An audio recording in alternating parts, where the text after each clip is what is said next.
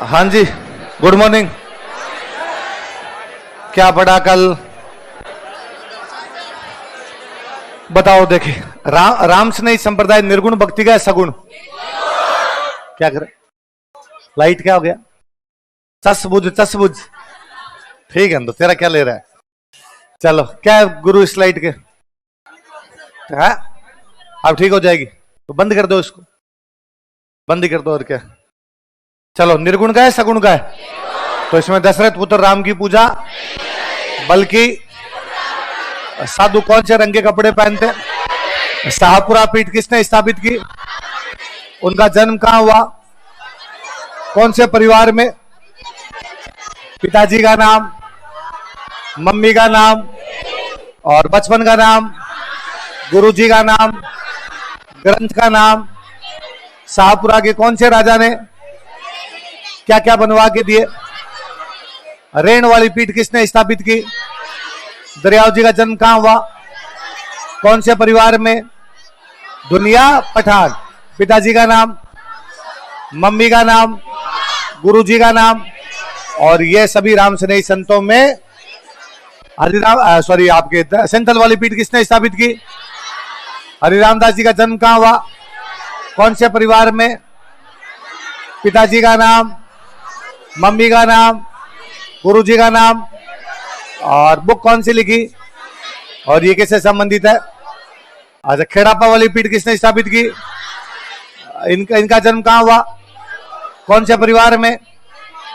पिताजी का नाम, मम्मी का नाम, गुरुजी का नाम। और खेड़ापा सिंथल के आदि आचार्य कौन है? नाथ संप्रदाय की दो ब्रांचेज कौन कौन सी है? मान नाथियों का मुख्य केंद्र और उधर वैरागनाथियों का। और आपके मान सिंह कहां पे था? किसने आशीर्वाद दिया? और इस नाथ संप्रदाय के लिए कौन कौन से मंदिर, कौन सी बुक लिखी? और उसे मारवाड़ का कौन सा राजा? और देवराज को आशीर्वाद किसने दिया? जालोर का कौन सा मंदिर? उंद्रिया संप्रदाय कौन सी झील के आसपास, कौन सी जनजाति में? भिक्षु स्वामी का जन्म कहां हुआ? कौन सा पंथ चलाया? और मृत्यु कहां हुई? नवे आचार्य कौन थे? उनका जन्म कहां पर हुआ? और उन्होंने कौन सा आंदोलन चलाया? कब चलाया? कहां से? कौन सा विश्वविद्यालय? कब? कहां पर? और कौन सा महोत्सव? कब? कहां पर? किस पर बल दिया? और उन्होंने क्या कहा था? 10वें आचार्य जन्म कहां हुआ? कौन से आंदोलन में मुख्य भूमिका निभाई? शिक्षा में किसकी शुरुआत की? समाज में किसके निर्माण के लिए? कौन सी यात्रा निकाली? कब से? कहां से? 2003 में कहां पर सम्मेलन हुआ? कौन सा सम्मेलन था? किसने बुलाया? अध्यक्षता किसने की? किताबों के नाम बताओ। लालदास जी का जन्म कहां पर हुआ? पिताजी का नाम, मम्मी का नाम, गुरुजी का नाम, समाधि, मुख्य केंद्र, मेले। क्या काम करते थे? कौन से परिवार में? कौन सी भाषा में? कौन से क्षेत्र में? बेटे का नाम, मुख्य केंद्र, नरहड़ पीर का मुख्य केंद्र, मेला कब लगता है? और क्या क्या नाम है? हजरत शक्कर बाबा और सैयद फखरुद्दीन की दरगाह। इस जगह को क्या कहते हैं? उर्स कब लगता है? कौन से संप्रदाय का केंद्र? ख्वाजा मोइनुद्दीन चिश्ती का जन्म कहां हुआ? गुरुजी कौन थे? किसके आक्रमणों के दौरान? कहां पर आ गए? उसने क्या उपाधि दी? कौन से राजा के शासनकाल में? कहां पर आ गए? दरगाह का निर्माण किसने शुरू करवाया? पूरा किसने करवाया? पहली बार कौन आया? अकबर कितनी बार आया? कितने गांव दिए? 4 गांव किसने दिए? भूमि अनुदान किसने दिया? गिफ्ट किसने भेजे? कौन सी राजकुमारी आके गई? उसने कौन सी जीवनी लिखी? उर्स कब से कब तक होता है? भीलवाड़ा का कौन सा परिवार क्या चढ़ा के 6 तारीख को, 9 तारीख को विदाई पड़ा? चलो आगे बढ़ते हैं। मैंने कहा था घर पे जाके प्रेम प्यालो सुनना, सुना कि नहीं सुना? कितने लोगों ने सुना? टाइम नहीं मिला। अब मोदी जी का फोन आ गया होगा कि भाई चुनाव प्रचार तो समाप्त हो गया, थोड़ा तू देख ले 2 दिन तक। अरे प्रेम प्यालो नहीं समझ में आया? जिनको समझ में आया उसको समझाना है, इसको भी नहीं आया? सुना तो है नहीं ढंग से।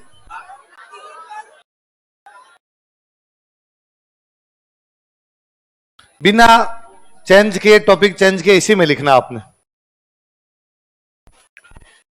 मोइनुद्दीन चिश्ती में लिखो बीबी हाफिज जमाल।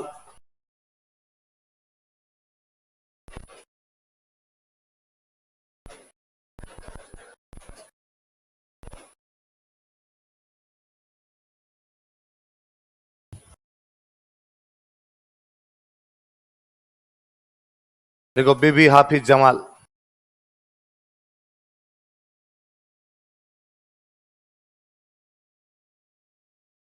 लिखो यह ख्वाजा मोइनुद्दीन चिश्ती की बेटी थी। शी वो डॉटर ऑफ ख्वाजा मोइनुद्दीन चिश्ती।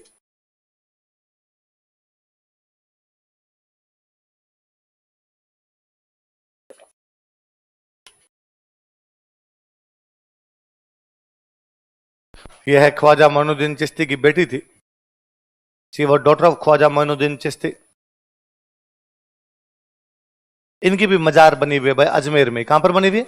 मजार या दरगाह एक ही चीज होती है? लिख लो मजार बराबर अजमेर। मजार कहां पर बनी हुई है? अजमेर। इसी में लिखो एक और लिखो शेख फकरुद्दीन।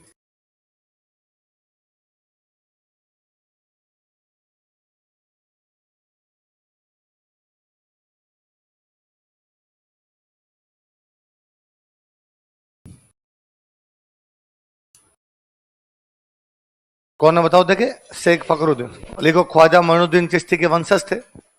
ही वो डिसेंडेंट ऑफ ख्वाजा मोइनुद्दीन चिश्ती। ख्वाजा मोइनुद्दीन चिश्ती के वंशज थे। ही वो डिसेंडेंट ऑफ ख्वाजा मोइनुद्दीन चिश्ती।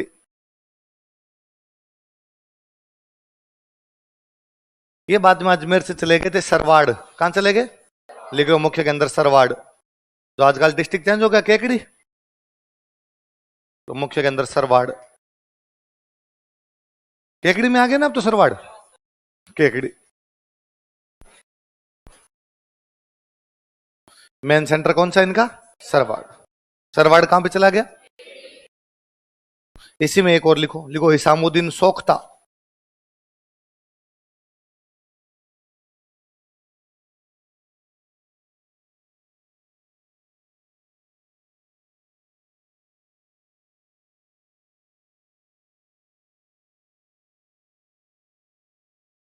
हिसामुद्दीन सोख्ता। लिखो ख्वाजा मोइनुद्दीन चिश्ती के वंशज थे कि वो डिसेंडेंट ऑफ ख्वाजा मोइनुद्दीन चिश्ती। ख्वाजा मोइनुद्दीन चिश्ती के वंशज थे, डिसेंडेंट ऑफ ख्वाजा मोइनुद्दीन चिश्ती।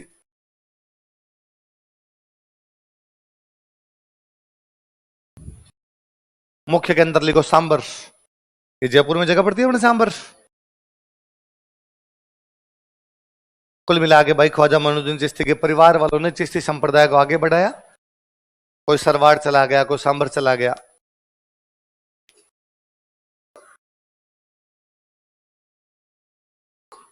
अब अगले लिखो भाई शेख हमीदुद्दीन नागौरी।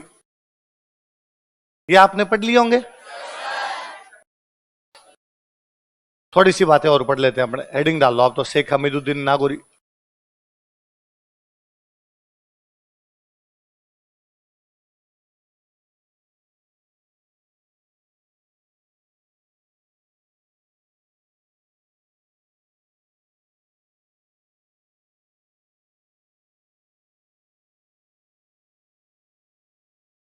योगेश, योगेश है अपनी क्लास में, योगेश गुर्जर, आप हो?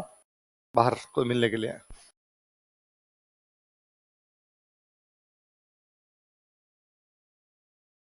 शेख हमीदुद्दीन नागौरी, क्या नाम बताओ देखिए। दिल्ली में मुसलमानों का राज स्थापित हो गया था ना, उसके बाद दिल्ली में कोई पहला बच्चा पैदा हुआ था, वो यही थे, है ना? कौन थे? शेख हमीदुद्दीन। ये अपने ख्वाजा मोइनुद्दीन चिश्ती के शिष्य बन गए थे बाद में, लिखो, ख्वाजा मोइनुद्दीन चिश्ती के शिष्य थे। He was disciple of Khwaja Moinuddin Chishti, Khwaja Moinuddin Chishti के शिष्य थे। He was disciple of Khwaja Moinuddin Chishti. एक दिन ख्वाजा मोइनुद्दीन चिश्ती ने कहा, और भाई हमीदुद्दीन, मांग, कोई चीज चाहिए तो तेरे को। मैंने कहा साहब दया चाहिए आपकी, इसके अलावा कुछ भी। उनका यार सन्यासी आदमी कुछ भी नहीं चाहिए होता है, पर इतना भी बड़ा क्या सन्यासी हो कि वास्तव में किसी भी चीज की कोई भी इच्छा नहीं। तो उन्होंने उपाधि दी सुल्तान उत तारिकीन। क्या उपाधि दी? लिखवाई थी क्या? नहीं लिखवाई उधर? चलो इधर पढ़ ले, क्या उपाधि दी बताओ, क्या उपाधि है? अब मैं उधर से पढ़ना शुरू करता हूं। इधर पहले शब्द क्या लिखा? तारिकीन। तारिकीन का मतलब सन्यासी, तारिकीन का मतलब सन्यासियों का। भाई है तो सारे सन्यासी हैं, और सन्यासी को किसी भी बात की कोई इच्छा, पर यार ये तो और ही बड़ा, इसको वास्तव में किसी भी चीज की कोई भी इच्छा नहीं है। ये तो सन्यासियों का भी क्या है? सुल्तान। किसको मिली उपाधि? किसने दी? ख्वाजा मोइनुद्दीन चिश्ती ने इन्हें सुल्तान उत तारिकीन की उपाधि दी थी। Khwaja Moinuddin Chishti gave him title of सुल्तान उत तारिकीन।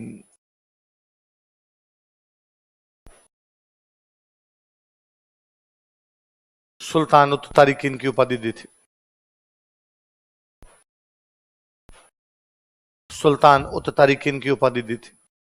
gave title of सुल्तान उत तारिकीन टू हिम। किसने दी उपाधि? मोइनुद्दीन चिश्ती।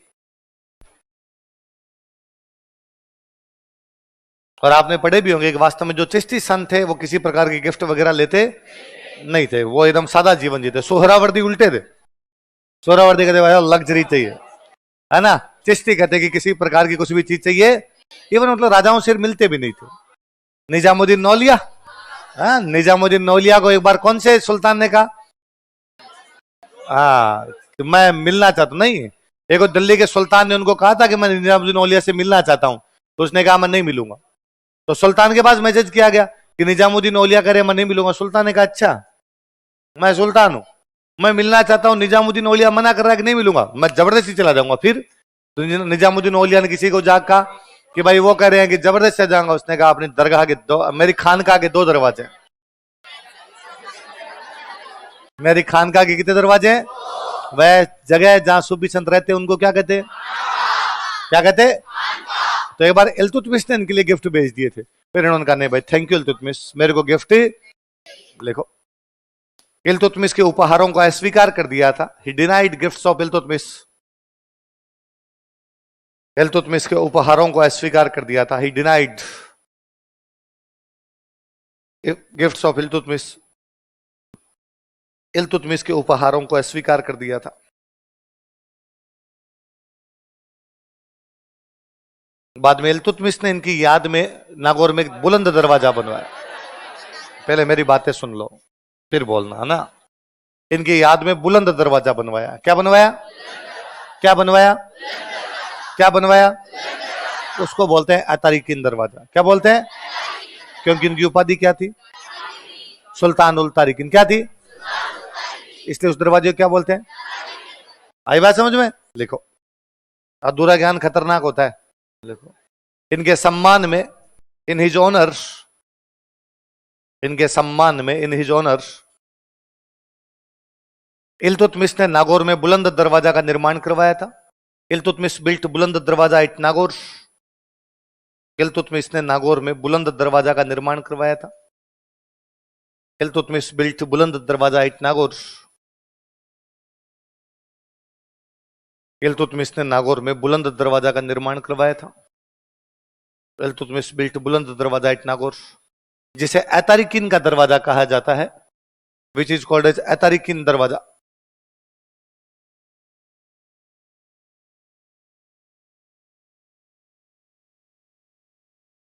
जिसे ऐतारिकिन दरवाजा कहा जाता है, विच इज कॉल्ड एज ऐतारिकिन दरवाजा।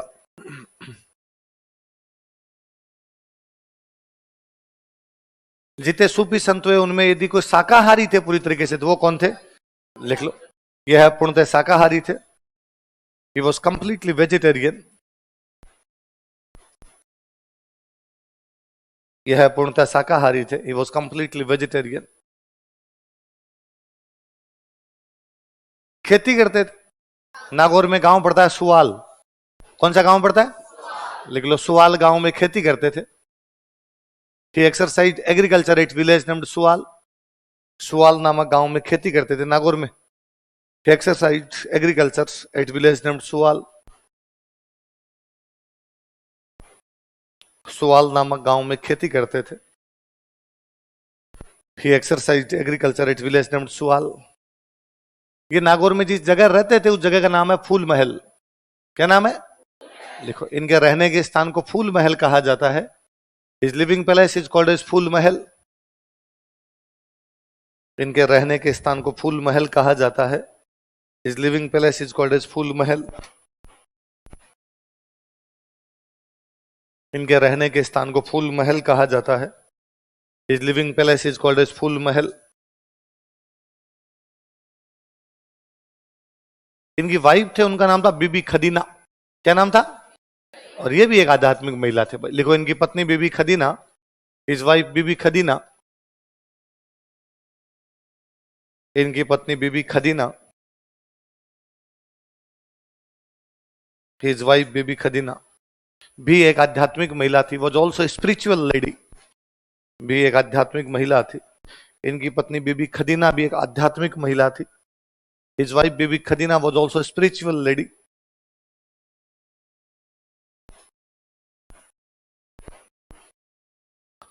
इनकी पत्नी बीबी खदीना भी एक आध्यात्मिक महिला थी।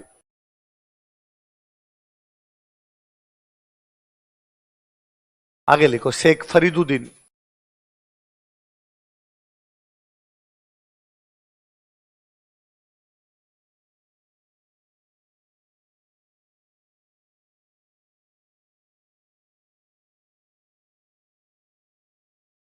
क्या नाम है? शेख फरीदुद्दीन।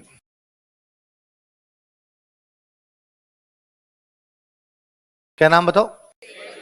लिखो, यह शेख हमीदुद्दीन नागौरी के पोते थे। He was grandson of Sheikh Hamiduddin Nagauri. यह शेख हमीदुद्दीन नागौरी के पोते थे। He was grandson of Sheikh Hamiduddin Nagauri. Sheikh Hamiduddin Nagauri के पोते थे।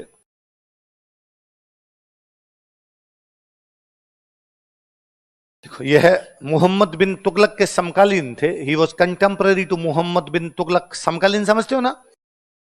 यह मोहम्मद बिन तुगलक के समकालीन थे। He was contemporary to Mohammad bin Tughlaq.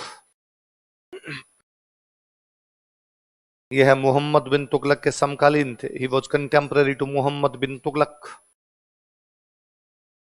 मैं एक लाइन लिखवाता हूं, फिर अपने अर्थ पढ़ेंगे उसका। इन्होंने शेख हमीदुद्दीन नागौरी का मलफूजात तैयार करवाया था।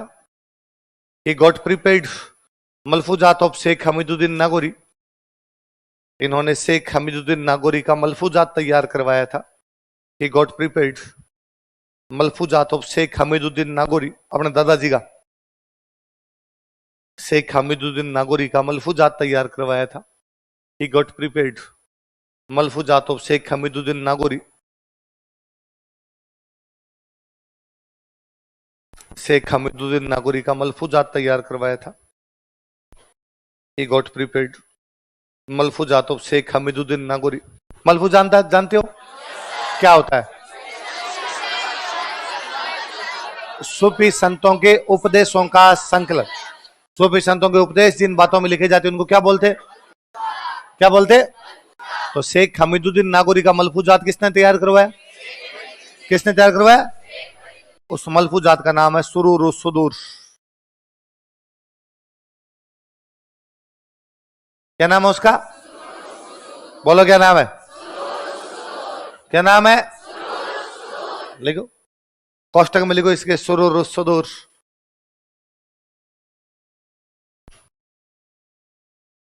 तेरा तेरा तेरा, ऐसा गाना था ना एक कोई है? एक गाना नहीं था ऐसा एक? किसका था? हिमेश रेशमिया। हाँ, अरे हिमेश रेशमिया का ही। उसका ही कोई टाइम में समय था भाई। कैसे कैसे गाना गाता, नाक से गाना गाता और लोग नाचते और थे। एक बार आजा आजा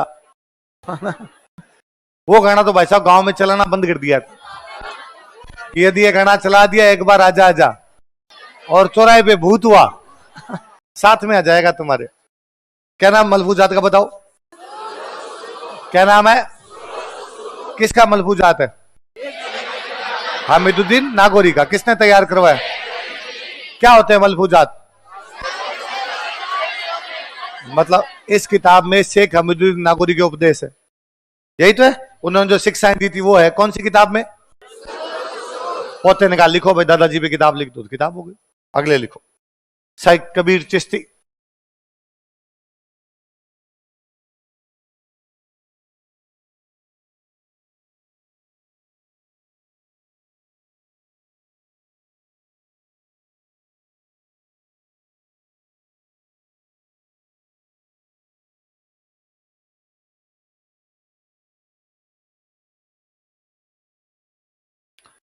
देखो, शेख हामिदुद्दीन नागौरी के वंशज थे। He was descendant of Sheikh Hamiduddin Nagauri. Sheikh Hamiduddin Nagauri के वंशज थे।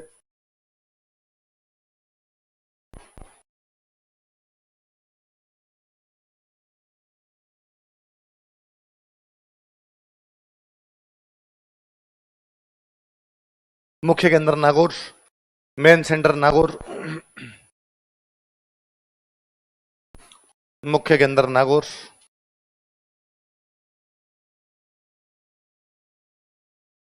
लाइन चेंज कर लिखो।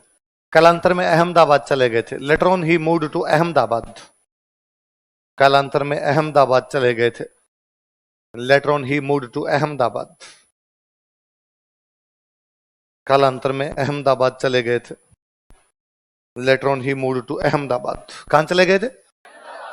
अगले लिखो, शाह गुलाम इमाम।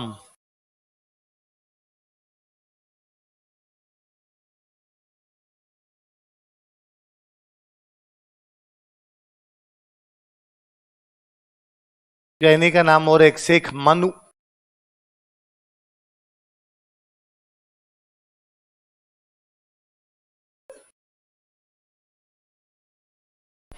क्या नाम बताओ देखे? शाह गुलाम इमाम या शेख मनु।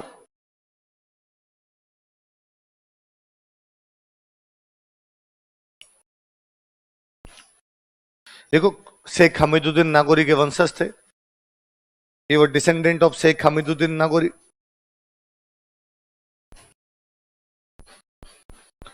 शेख हमीदुद्दीन नागौरी के वंशज थे। ये वो डिसेंडेंट ऑफ शेख हमीदुद्दीन नागौरी।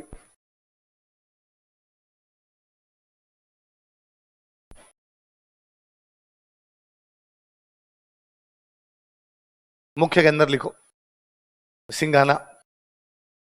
ये नया नया डिस्ट्रिक्ट बन गया आपका, नीम का थाना।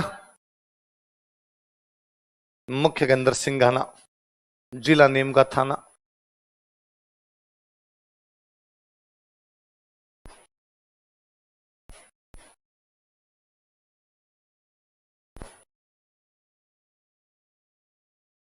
अगले लिखो, ख्वाजा मखदूम हुसैन नागौरी।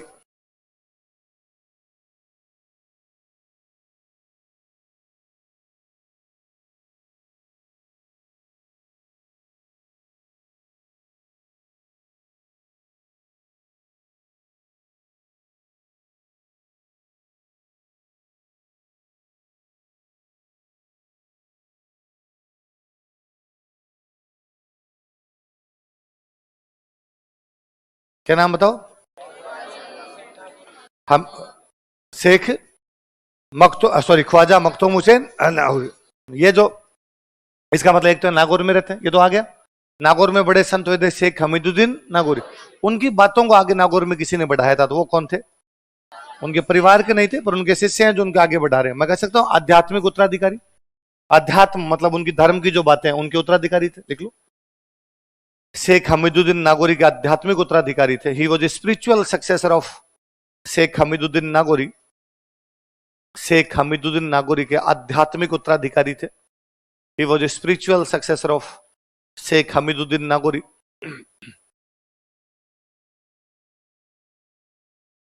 शेख हमीदुद्दीन नागौरी के आध्यात्मिक उत्तराधिकारी थे। He was a spiritual successor of Sheikh Hamiduddin Nagauri. इन्होंने कुरान के 30 ग्रंथ तैयार करवाए। कितने ग्रंथ तैयार करवाए? किसके? कितने ग्रंथ? उन 30 ग्रंथों को बोलते हैं नूरे नबी। क्या बोलते हैं? नूरे। मैंने बताया था मोहम्मद साहब को कहते हैं पैगंबर, या कहते हैं रसूल, या क्या कहते हैं? नूर का मतलब प्रकाश। नूर का मतलब जिनमें नबी का प्रकाश है, जिन नबी की बातें हैं, वो किताबें कौन सी होगी? नूरे नबी। कितने ग्रंथ है? किसके? कुरान के 30 ग्रंथ तैयार करवाए थे। He got prepared 30 text of Quran. Quran के 30 ग्रंथ तैयार करवाए थे। He got prepared 30 text of Quran. Quran के 30 ग्रंथ तैयार करवाए थे।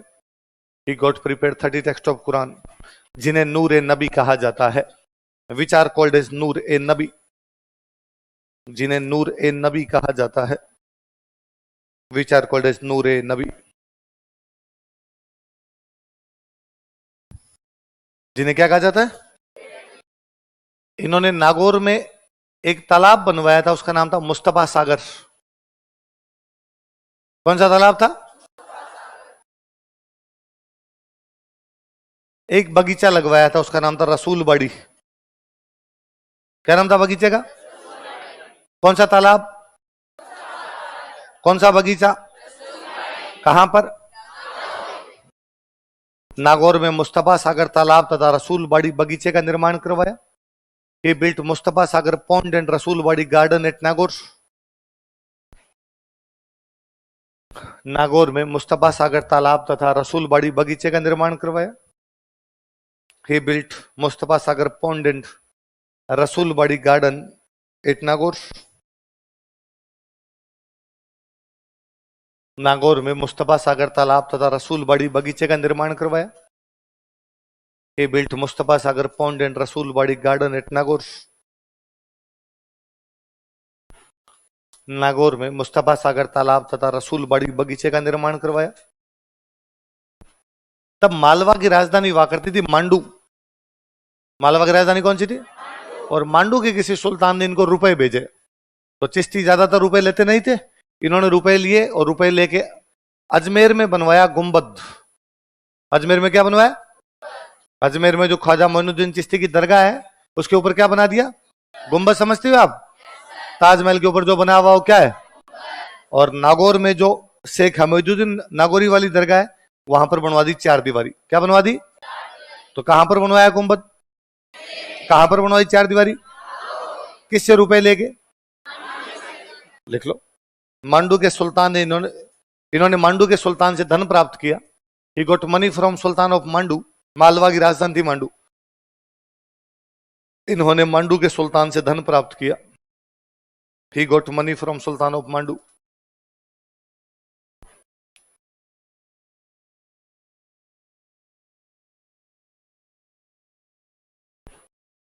मांडू के सुल्तान से धन प्राप्त किया। इसी में कंटिन्यू करना। तथा अजमेर में गुंबद व नागौर में 4 दीवारी का निर्माण करवाया। And built dome at Nagaur and rampart at dome at Ajmer and rampart at Nagaur. तथा अजमेर में गुंबद। अजमेर में किसकी दरगाह है? वहां पे तो क्या बनवा दिया? गुंबद। और शेख हमीदुद्दीन नागौरी वाली दरगाह पे क्या बनवा दी? 4 दीवार। अजमेर में गुंबद तथा नागौर में 4 दीवारी का निर्माण करवाया। And built dome at Ajmer and rampart at Nagaur. Ajmer में गुंबद तथा नागौर में 4 दीवारी का निर्माण करवाया। अजमेर में तो क्या बनवाया और वहां पे क्या बनवाई? कहां पे? नागौर। अगला लिखो शेख बुरहान चिश्ती।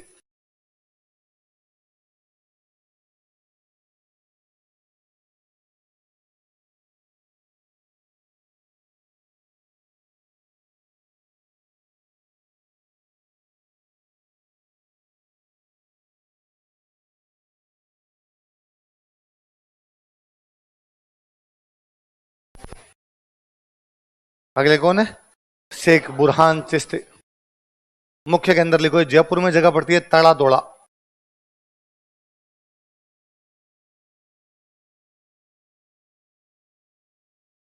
कौन सी जगह? तला दौला। कहां पड़ता है तड़ा दौड़ा? जयपुर। हाँ? चंदवाजी। चंदवाजी के पास है अंडई से। ताला दौड़ा। ताला दौड़ा। तो ताला दौड़ा कहां पड़ता है? जयपुर। तो फिर जयपुर के राजा इस दरगाह से टैक्स नहीं, जयपुर के राजाओं ने इस दरगाह को टैक्स फ्री कर रखा था। भाई दरगाह को टैक्स देने की कोई आवश्यकता। देखो जयपुर के राजा किंग्स ऑफ जयपुर, जयपुर के राजा किंग्स ऑफ जयपुर इस दरगाह से कर नहीं लेते थे। Did not collect tax from this dargah. इस दरगाह से कर नहीं लेते थे। Did not collect tax from this dargah. इस दरगाह से कर नहीं लेते थे। Did not collect tax from this दरगाह।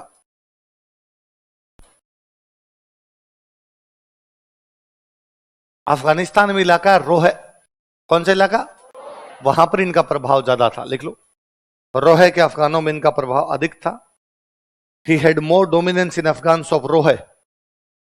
रोह के अफगानों में इनका प्रभाव अधिक था। He had more dominance in Afghans of Roh. Roh के अफगानों में इनका प्रभाव अधिक था।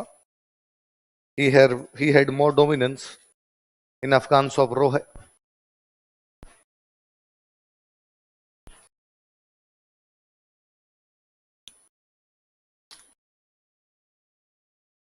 अगले लिखो काजी हमीदुद्दीन नागौरी।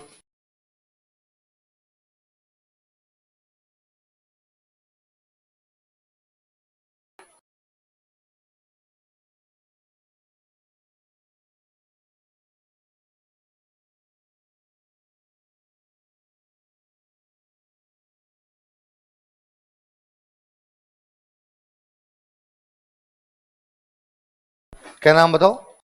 काजी हमीदुद्दीन नागौरी। नागौर में दो बंदे हुए, एक शेख हमीदुद्दीन नागौरी, एक काजी हमीदुद्दीन नागौरी। शेख हमीदुद्दीन नागौरी चिश्ती है, काजी हमीदुद्दीन नागौरी सोहरावर्ड। क्या है? ये नागौर के जज थे। नागौर में क्या थे? जज को बोलते हैं काजी। जज को क्या बोलते हैं? इसलिए कहते हैं जब मियां बीबी राजी। इसका मतलब है यदि दोनों पार्टियां एग्री हो तो जज की आवश्यकता नहीं है। यहाँ बीबी मियां बीबी का मतलब पति पत्नी नहीं है। दो पार्टियां, मेरी आपकी लड़ाई हुई और मार आप बाहर ही समझौता कर ले तो क्या जज के पास आवश्यकता पड़ेगी? तो जब मियां बीबी राजी तो क्या करेगा? दोनों पार्टियां एग्री कर जाए तो काजी के पास जाने की आवश्यकता। अबुल फजल कहता है नागौर में 3 साल तक काजी रहे थे। कितने साल तक? ऐसा कौन कहता है? अबुल फजल कौन था? अकबर का एक दरबारी था। वो भी नागौर का ही था। वो भी कहां का था? देखो अबुल फजल के अनुसार उसके बापू चले गए थे इधर से, शेख मुबारक। दो भाई फैजी और क्या बात है, थो थो नजर ना लगे तुम्हें। अबुल फजल के अनुसार, अकॉर्डिंग टू अबुल फजल, इन्होंने 3 वर्ष तक नागौर में काजी के रूप में कार्य किया था। He worked as a qazi for 3 years in Nagaur. इन्होंने 3 वर्ष तक नागौर में काजी के रूप में कार्य किया था। He worked as a qazi for 3 years in Nagaur.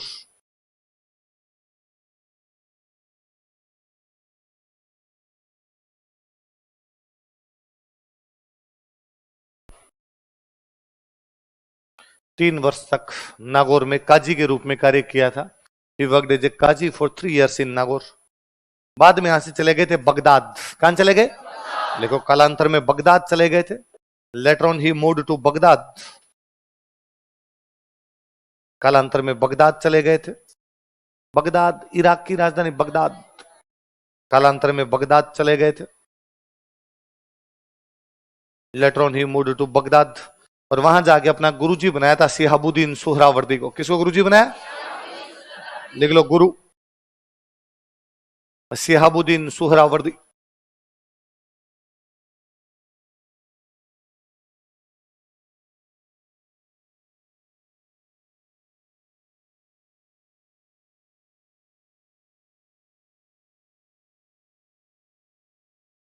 किसको गुरुजी बनाया? शिहाबुद्दीन सोहरावर्दी। तो कौन से संप्रदाय में आ गए? सोहरा। कहां के थे? नागौर। तो वापस नागौर आए और नागौर को सोहरावर्दी संप्रदाय का मुख्य केंद्र बनाया। लिखो, इन्होंने नागौर को सोहरावर्दी संप्रदाय का मुख्य केंद्र बनाया था। He made Nagaur as main center of Suhrawardy sect. इन्होंने नागौर को सोहरावर्दी संप्रदाय का मुख्य केंद्र बनाया था। He made Nagaur as main center of Suhrawardy sect. इन्होंने नागौर को सोहरावर्दी संप्रदाय का मुख्य केंद्र बनाया था। He made Nagaur as main center of Suhrawardy sect. Nagaur को सोहरावर्दी संप्रदाय का मुख्य केंद्र बनाया था।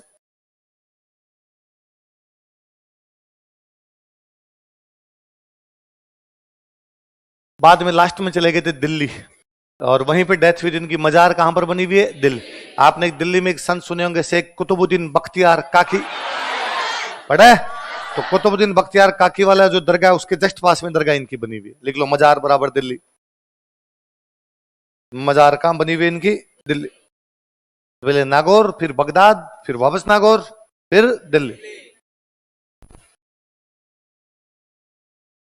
अगले लिखो, शेख इसहाक।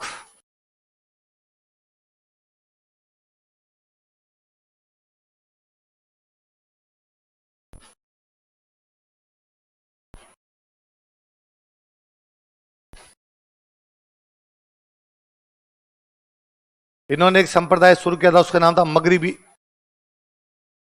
कौन सा संप्रदाय? लिख लो,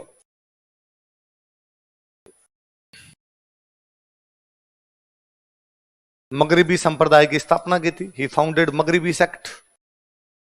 मगरिबी संप्रदाय की स्थापना की थी। ही फाउंडेड मगरिबी सेक्ट।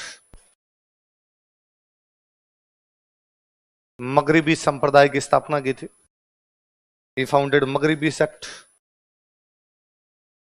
मुख्य केंद्र लिखो, खाटू, नागौर में जगह पड़ती है।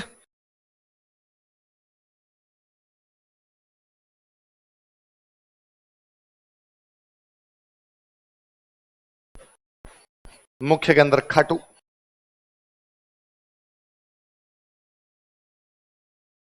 मुख्य केंद्र कौन सा है? खाटू। कौन सा संप्रदाय? मगरिबी। कौन सा? मगरिबी। अगले लिखो, शेख अहमद।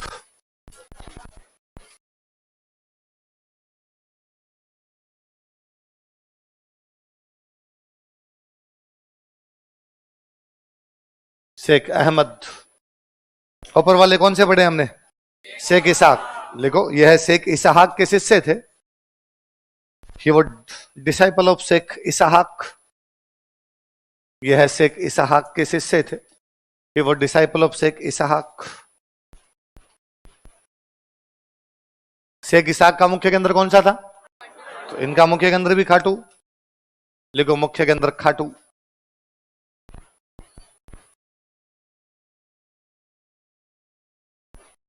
मुख्य केंद्र कौन सा?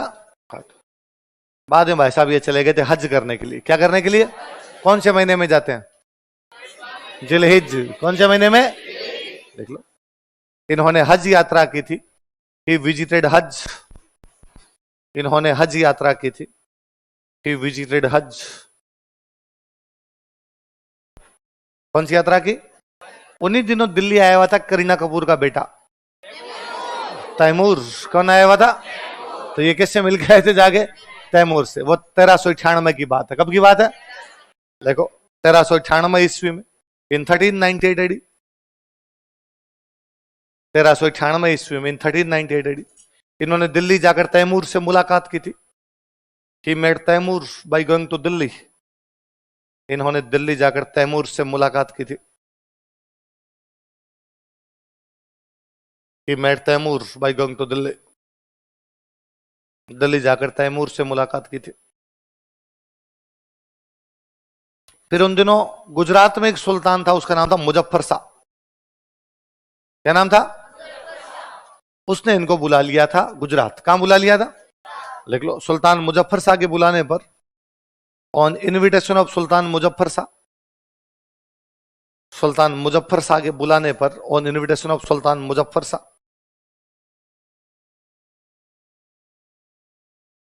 सुल्तान मुजफ्फर शाह के बुलाने पर, on invitation of sultan Muzaffar Shah, Gujarat चले गए थे। ही मूव्ड टू गुजरात। गुजरात चले गए थे। ही मूव्ड टू गुजरात। कहां चले गए थे? आज सुनना, देखो, गुजरात में एक जगह पड़ती है सरखेज। कौन सी जगह? कहां पड़ता है सरखेज? वहां पर इनकी बनी हुई है खानका। क्या बनी हुई है? क्या होती है खानका? सूफी संतों के रहने की जगह। क्या कहलाती है? वहीं पर इनका बना हुआ है मदरसा। क्या बना हुआ है? जहां बच्चों को पढ़ाते हैं उसको क्या बोलते हैं? वहीं पर इनका बना हुआ है मजार। क्या बनी हुई है? मतलब जहां इनकी समाधियां होती है उसको क्या बोलते हैं? तो सरखेज में क्या क्या है इनका? जहां रहते हैं उसको, जहां पढ़ाते हैं उसको, जहां समाधि होती है, कहां पर है? किसकी? नाम पढ़ लो, किसकी? ऐसे लिख लोगे? एक एक लाइन लिखो, दो दो नाओ पुतो पढ़ो।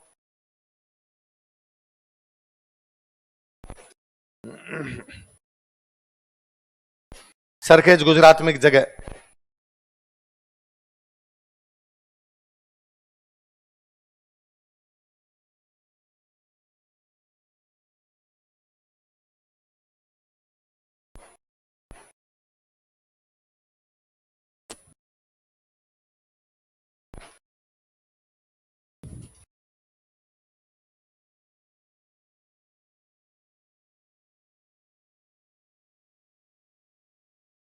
क्या क्या बने हुए सरखेज में बताओ? खान का। लिखो उपाधियां।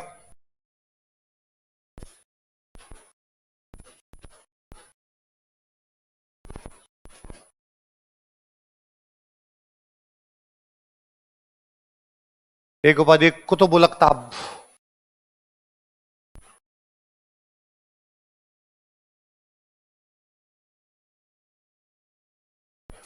एक उपाधि गंज बख्श।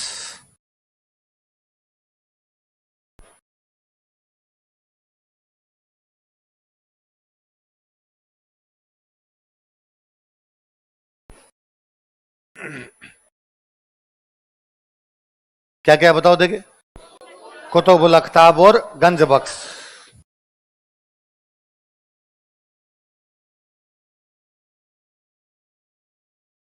कुतुबुल अख्ताब और गंज बख्श। सुना देखो, कुतुब का मतलब होता है तारा। कुतुब का मतलब क्या होता है? तो कुतुबुल अख्ताब का मतलब है तारों का तारा। कुतुबुल अख्ताब का मतलब क्या है? इंग्लिश में होता था स्टार ऑफ स्टार्स। हिंदी में होता था तारों का, क्योंकि ये फारसी में इसलिए क्या है, ये अरबी में इसलिए क्या है, कुतुबुल अख्ताब क्या है? गंज बख्श का मतलब होता है दानवीर, दातार आदमी जो बख्शीश देता हो, उसको क्या कहा जाता है? गंज बख्श। क्या कहते हैं? तो दो उपाधियां क्या क्या बताओ? कुतुबुल अख्ताब और कुतुबुद्दीन ऐबक की किसकी उपाधियां? लाख बख्श। लाखों की बख्शीश दिया करता है इसलिए। वैसे गंज, गंज का मतलब होता है नगर। गंज का मतलब क्या होता है? किशनगंज जगह के नाम पड़ते हैं ना, तो नगर, किशन नगर। वास्तव में जो नगर का नगर दान में दे दे उसको क्या कहा जाए? गंज बख्श। क्या कहा जाए? तो उपाधि क्या बताओ देखे? कुतुबुल अख्ताब और गंज बख्श। अगले लिखो, रसूल शाह।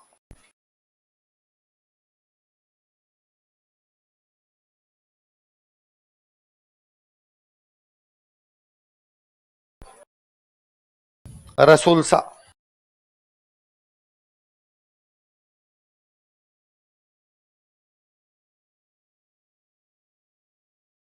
मुख्य के अंदर लिखो बहादुर पुरुष।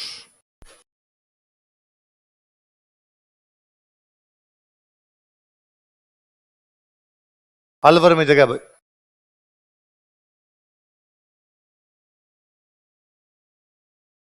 मुख्य केंद्र कौन सा? बहादुरपुर।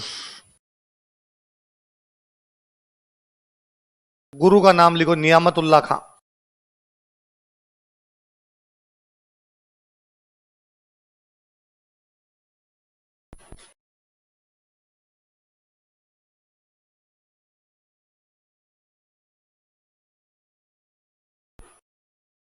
गुरु का नाम क्या था? नियामतुल्ला खां। क्या नाम है? नियामतुल्ला खां। किसके गुरुजी है नियामतुल्ला खां? तो रसूल शाह ने संप्रदाय चलाया, रसूल शाही। कौन सा चला दिया? लिख लो, रसूल शाही संप्रदाय चलाया था। ही स्टार्टेड रसूल शाही सेक्ट। रसूल शाही संप्रदाय चलाया था। ही स्टार्टेड रसूल शाही सेक्ट। रसूल शाही संप्रदाय चलाया था। ही स्टार्टेड रसूल शाही सेक्ट। मस्त आदमी थे, दारू पीते डेली। और चलोगे कहते डेली शाम को लिटिल लिटिल लेनी चाहिए। लिखो लिखो, यह शराब पीते थे। ही कंज्यूम्ड लिकर्स। यह शराब पीते थे। ही कंज्यूम्ड लिकर्स। ज्ञान की प्राप्ति इसी में है। हाँ, और भर रहे हो है, पैदा होके बाहर आए नहीं तुम, 18 तुम्हारी एज हुई नहीं है, और उसमें करे हाँ सर ज्ञान तो मिलता है उससे। ठीक है, क्या पीते थे? सर आप पीते थे। अगला लिखो।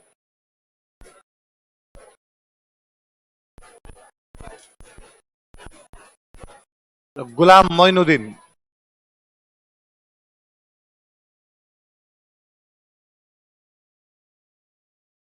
अरे बस, तुम्हें कितना ही समझा दो रे।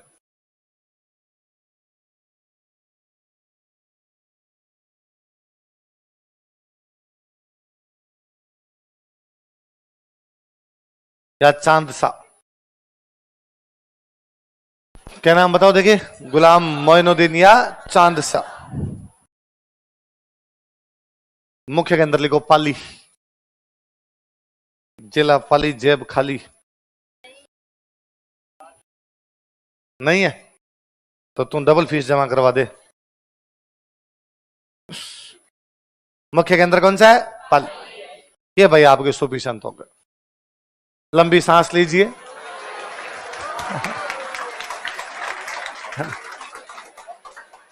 और अब याद कीजिए, मैं अभी पूछूंगा, फटाफट याद करिए वरना याद होंगे नहीं घर पे।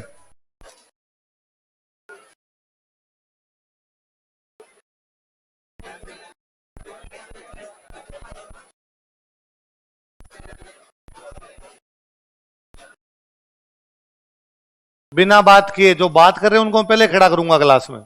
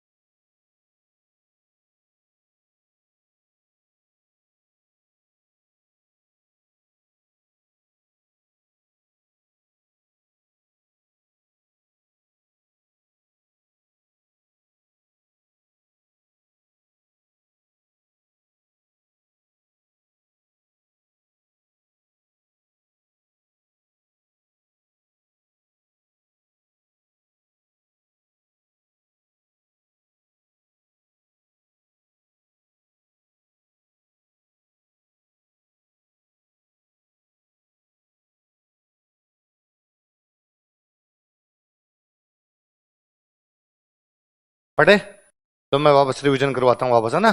बिना देखे जितने याद आए, जैसे याद आए उतने बोलने की कोशिश करना। हमने आज जो पढ़े वो देखते हैं। ख्वाजा मोइनुद्दीन चिश्ती तक कल हमने पढ़ लिया था। आज हमने पढ़ा ख्वाजा मोइनुद्दीन चिश्ती की एक बेटी है जिनका नाम क्या है? हाफिज जमाल। अजमेर रहती थी, उनकी मजार भी कहां पर है? अजमेर। उनके एक वंशज चले गए थे सरवाड़, उनका नाम है फखरुद्दीन। क्या नाम है? फखरुद्दीन। एक उनके आगे सांबर, वो है हिसामुद्दीन सोख्ता। कौन है? तो फखरुद्दीन कहां चले गए और हिसामुद्दीन सोख्ता कहां गए? उनके चले हुए बाद में हमीदुद्दीन नागौरी। हम सब नाम जानते हैं, नाम याद करने की आवश्यकता नहीं। वो हमीदुद्दीन नागौरी जो है किसके चले हैं? मोइनुद्दीन चिश्ती ने एक बार उनको कहा भाई उपहार कोई कुछ भी मेरे से मांगो, उन्होंने कुछ ही नहीं मांगा तो उपाधि दी। उन्होंने क्या दी? सुल्तान होते, मतलब सन्यासियों का। इल्तुतमिश ने गिफ्ट भेजे, उन्होंने गिफ्ट भी स्वीकार। तो फिर इल्तुतमिश ने उनकी याद में, और उस बुलंद दरवाजे का एक और नाम क्या है? कौन थे? क्या थे? क्या काम करते थे? कौन से गांव में? तो जहां वो रहते उस जगह क्या बोलते हैं? क्या बोलते हैं? फूलमुल। उनकी पत्नी का नाम क्या था? बीबी खदीना। और बीबी खदीना भी एक। बाद में उनके पोते हुए, उनका नाम था फरीदुद्दीन। क्या नाम था? और उन्होंने उनका क्या तैयार करवा दिया? उस मलफूज जात का नाम क्या? सुरोरो से सुदूर। बाद में उनके परिवार में एक वे कबीर चिश्ती। अब वो उनके परिवार में तो कहां रहेंगे? नागौर। लेकिन बाद में कहां चले गए? उनकी बातों को आगे बढ़ाने वाले कोई थे तो वो थे मखदूम हुसैन। कौन थे? मखदूम हुसैन नागौरी। कौन थे? मखदूम हुसैन नागौरी। उन्होंने कुरान के कितने ग्रंथ तैयार करवाए? उनको क्या बोलते हैं? नूरे नबी। नागौर में एक तालाब बनवा दिया, एक बगीचा बनवा दिया। रसूल बाड़ी। कहां के सुल्तान से रुपए लिए? अजमेर में क्या बनवा दिया? और नागौर में बाद में एक चिश्ती और वे बुरहान चिश्ती, वो अपने जयपुर में कहां पे थे? ताड़ा दौड़ा। इसलिए जयपुर वाले उनसे टैक्सी, और रोहे के अफगानों में उनका प्रभाव ज्यादा था। उसके बाद में अपने ये तो चिश्ती हो गए सारे। बाद में एक वो आपके सिंघाड़ा वाले। सिंघाड़ा वाले कौन से? क्या नाम है? शाह गुलाम इमाम, या उनको क्या कहते हैं? शेख मानू। क्या कहते हैं? और उनकी दरगाह कहां पर बनी हुई है? सिंघाड़ा। बाद में एक सोहरावर्दी के आगे। सोहरावर्दी कौन से? काजी हमीदुद्दीन नागौर। काजी क्यों कहते हैं? नागौर के काजी। कितने साल? बाद में कहां चले गए? बगदाद में गुरुजी किसको बनाया? शिहाबुद्दीन सोहरावर्दी। तो नागौर को कौन से संप्रदाय का केंद्र बना दिया? दिल्ली में डेथ हुई तो मजार कहां पर है? बाद में मगरिबी वाले दो आदमी है, शेख इसहाक, शेख अहमद, और मुख्य केंद्र दोनों का ही। तो शुरू करने वाले तो कौन थे? कौन से संप्रदाय को? मगरिबी। कौन से को? मगरिब। मगरिब का वैसे मतलब होता है पश्चिम। मगरिब का मतलब क्या होता है? सूर्यास्त, है ना। पश्चिम जो होता है उसको मगरिब बोलते हैं। वैसे अब संप्रदाय तो उन्होंने ऐसा नाम क्यों रखा? बाकी मगरिब का मतलब पश्चिम होता है। इसलिए मुसलमान शाम की नमाज को बोलते हैं मगरिब की नमाज। क्यों बोलते हैं उसको मगरिब की नमाज? पता नहीं था? आप ध्यान रखना कि पश्चिम, सूर्य पश्चिम में चला जाता है तो मगरिब की नमाज आओ। तो मगरिबी संप्रदाय। तो मगरिबी संप्रदाय शुरू करने वाले कौन थे? शेख इसहाक। आगे बढ़ाने वाले बाद में क्या करने के लिए चले गए? हज। किससे मिलके आ गए? तैमूर। गुजरात किसने बुला लिया? और गुजरात में कौन सी जगह? वहां रहते थे इसलिए खान का। टाबरों को बढ़ाते समाधि है। दो उपाधि है, कुतुबुल अख्ताब और गंज बख्श। क्या क्या है? रसूल शाही संप्रदाय वाले कौन? रसूल शाह। क्या पीते? बहादुर आदमी थे। केंद्र कौन सा है? बहादुरपुर। कौन सा है? और गुरुजी कौन थे? और फिर एक लास्ट वाले पढ़े हमने, गुलाम मोइनुद्दीन, या उन्हीं का नाम क्या है? चांद शाह। और वो कहां पे थे आपके? यही पढ़े हमने इतने। अब अपने रजिस्टर लास्ट पन्ने पे आओ। लास्ट पन्ना खोलो रजिस्टर का, और फटाफट 5 मिनट में लिखो लोक संतों तथा लोक देवताओं का योगदान। जितने पॉइंट आपसे लिखे जाए। फिर मैं लिखवाता हूं। लोक संतों तथा लोक देवताओं का योगदान। Contribution of folk deities and folk science. लोक देवताओं तथा लोक संतों का योगदान। Contribution of folk deities and folk science.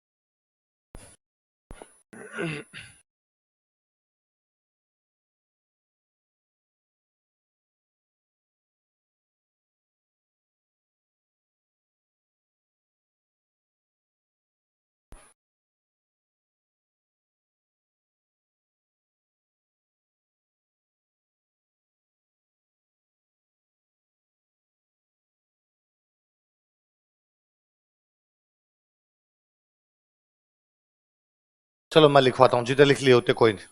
अब आओ उधर, अपने हेडिंग डालो। लोक देवताओं तथा लोक संतों का योगदान, contribution of folk deities in folk science.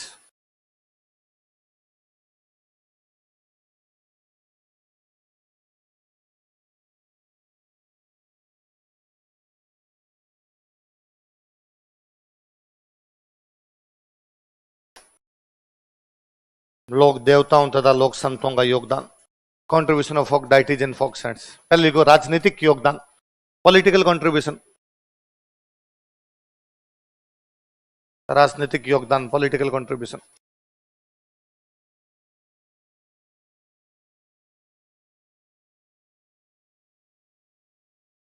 तीन बातें सिंपल सुन लो आप मेरे से।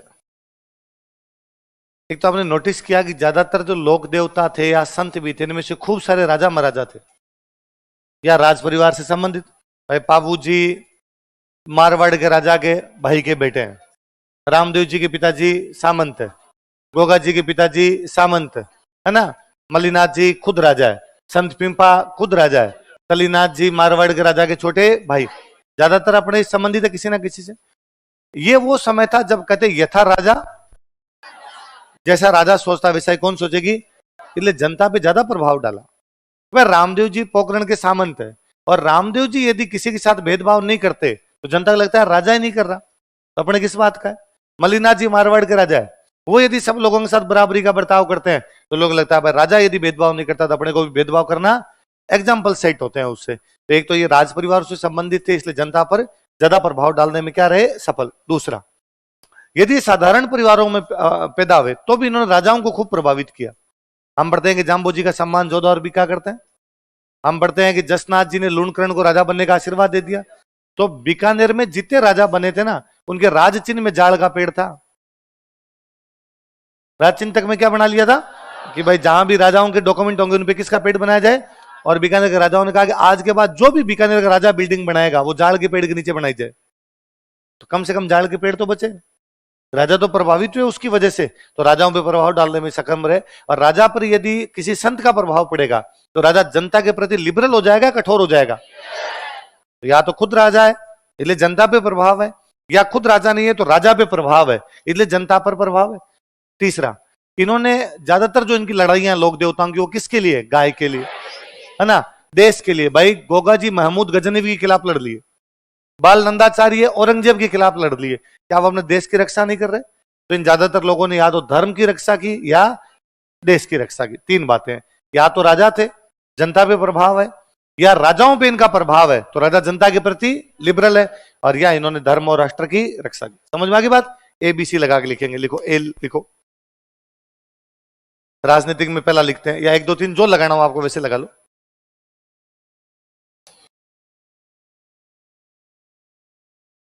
लिखो, कई लोक देवता तथा संत,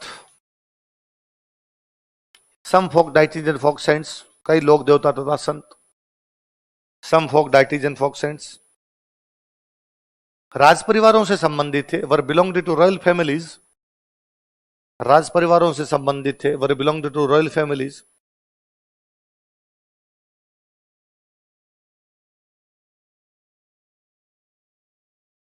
अतः जनता को अधिक प्रभावित करने में सफल रहे। तो they succeed to influence public, अतः जनता को अधिक प्रभावित करने में सक्षम रहे या सफल रहे। So they succeed to influence public, अतः जनता को अधिक प्रभावित करने में सफल रहे।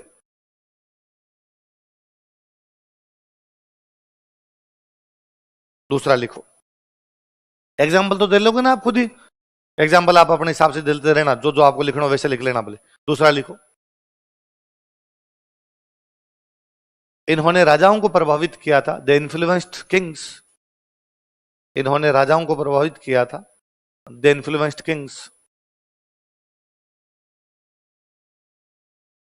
अतः राजा जनता के प्रति उदार हो गए थे। So kings became liberal towards public, अतः राजा जनता के प्रति उदार हो गए थे। So kings become liberal towards public. आप मिडिवल पढ़ते तो आप पढ़ते सिकंदर लोधी बड़ा कट्टर राजा था, हम कहते जाम्बो जी ने बेचारा भेज दिया, तो जनता के प्रति उदार तो हुआ ना अपने यहां पे। तो लिखो, अतः राजा जनता के प्रति उदार हो गए थे।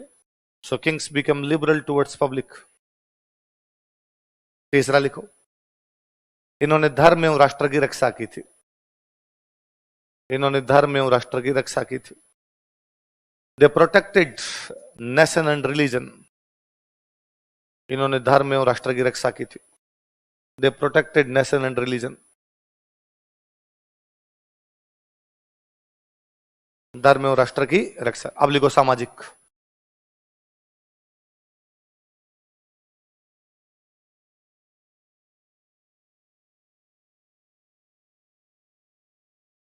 देखो जब भी किसी का सामाजिक योगदान लिखना हो ना, हमेशा 3 चीजें दिमाग में रखनी है, धर्म, जाति, महिलाएं।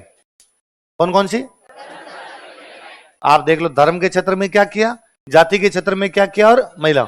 मैं कह सकता हूं इन्होंने धार्मिक सद्भाव को बढ़ावा दिया, या हिंदू मुस्लिम एकता स्थापित करने का प्रयास का। सारे देख लो, जब आपका जो पंचपीर हिंदू भी मानते और मुसलमान भी मानते, जब आप देखते हो नरहड़ पीर एक मुस्लिम संत है, मेला लगता है कृष्ण जन्माष्टमी को। मेला कब लगता है? ख्वाजा मोइनुद्दीन चिश्ती के जीते मुसलमान आते हैं उते कुते, पीर बाबाओं के हिंदू भी जा रहे हैं और मुसलमान भी, किसी प्रकार का कोई भेदभाव नहीं। रामदेव जी को मुसलमान कहते हैं पीरों का, गोगा जी का मंदिर किस शैली में बना दिया गया? मकबरे में। क्या लिख दिया उसमें? बिस्मिल्लाह। तो आगे बात समझ में? इसका मतलब हिंदू मुस्लिम एकता को या सामाजिक सद्भाव को क्या दिया था? बढ़ावा। इन्होंने सबने कहा कि सभी लोग बराबर है, किसी प्रकार की ऊंच नीच या छुआछूत। आप जब देखते हो कि बाबू जी के दो खास सहयोगी चांदा और डामा भील है, लोग नोटिस करते हैं कि यार राजा के दो दोस्त भील है, इसका मतलब जाति नाम की या भेदभाव नाम की तो कोई चीज होती। तो इन्होंने एग्जाम्पल सेट किए कि नहीं जाओ, हम नहीं करते तो तुम्हें भी इस प्रकार का काम करना। ज्यादातर ने हमेशा महिलाओं की कुरीतियों का विरोध किया है कि जाम्बो जी कह रहे हैं कि विधवाओं की शादी कर देनी चाहिए है, या मीराबाई जैसी महिला ये बोल्ड स्टेप ले रही है कि नहीं भाई मैं रैदास जी को अपना गुरु बनाऊंगी और आप मेरे को रोकने टोकने वाले। तो इससे विमेन एम्पावरमेंट ज्यादा होगा कम होगा? देख लो। इन्होंने सामाजिक सद्भाव को बढ़ावा दिया था, या इन्होंने हिंदू मुस्लिम एकता को बढ़ावा दी, ये लिख लो। इन्होंने हिंदू मुस्लिम एकता को बढ़ावा दिया था। They promoted Hindu Muslim unity. इन्होंने हिंदू मुस्लिम एकता को बढ़ावा दिया था। They promoted Hindu Muslim unity.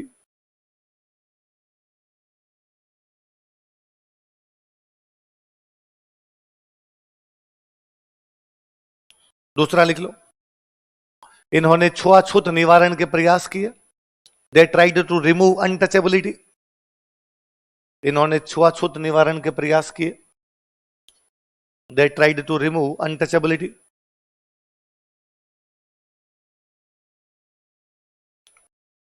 छुआछूत निवारण के प्रयास किए। They tried to remove untouchability. तीसरा लिखो। इन्होंने महिला सशक्तिकरण को प्रोत्साहन दिया था। They encouraged women empowerment. इन्होंने महिला सशक्तिकरण को बढ़ावा दिया था। They encouraged women empowerment.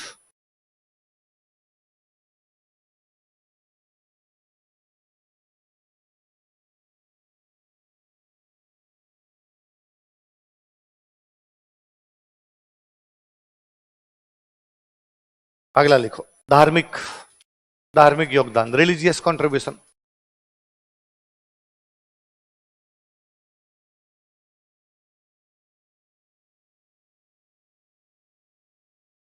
एक तो देखो अपने धर्म में आडंबर बहुत ज्यादा बढ़ गए थे, है ना। ज्यादातर संत जो है निर्गुण भक्ति की तरफ चले गए, मतलब मूर्ति पूजा का क्या कर रहे हैं? विरोध। तो ये अपने आप आडंबरों को कम करने वाली बात है। वरना ये आ गया भाई मूर्ति के आगे जाके धोख लगाओगे तो ही भगवान राजी होंगे, ये करोगे, यज्ञ करोगे तो भगवान राजी होंगे, ये प्रसाद चढ़ाओगे तो भगवान राजी होंगे। इन्होंने कहा ऐसा कुछ भी करने की आवश्यकता। आप तो बिना मूर्ति के घर पे बैठ के राम राम राम राम कर लो तो भी राम जी तो क्या हो जाएंगे। एक तो जो धार्मिक आडंबर थे उनका क्या क्या था? विरोध। फिर सरल भक्ति पर बल दिया कि कोई आडंबर नहीं करना, अपने को भक्ति कैसे रखनी है? सरल। और एक नया रूप लेके निर्गुण भक्ति। कौन सा रूप लेके? देखो, इन्होंने धार्मिक कर्मकांडों का विरोध किया था। दे अपोज्ड रिलीजियस रिचुअल्स। इन्होंने धार्मिक कर्मकांडों का विरोध किया था। दे अपोज्ड रिलीजियस रिचुअल्स। रिचुअल कर्मकांड। इन्होंने धार्मिक कर्मकांडों का विरोध किया था। दे अपोज्ड रिलीजियस रिचुअल्स। धार्मिक कर्मकांडों का विरोध किया था। दूसरा लिख लो। इन्होंने सरल भक्ति पर बल दिया था। दे एम्फेसाइज्ड ऑन सिंपल भक्ति। इन्होंने सरल भक्ति पर बल दिया था। दे एम्फेसाइज्ड ऑन सिंपल भक्ति। अगला लिखो। इन्होंने भक्ति की नई विचारधारा प्रस्तुत की थी। दे प्रेजेंटेड न्यू आइडियोलॉजी ऑफ भक्ति। इन्होंने भक्ति की नई विचारधारा प्रस्तुत की थी। दे प्रेजेंटेड न्यू आइडियोलॉजी ऑफ भक्ति।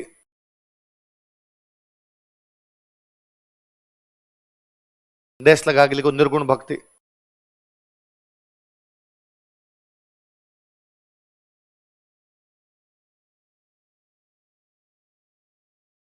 अगला लिखो। ये कौन सा हो गया उनका? अब लिखो साहित्यिक योगदान, लिटरेरी कंट्रीब्यूशन। साहित्यिक योगदान, लिटरेरी कंट्रीब्यूशन।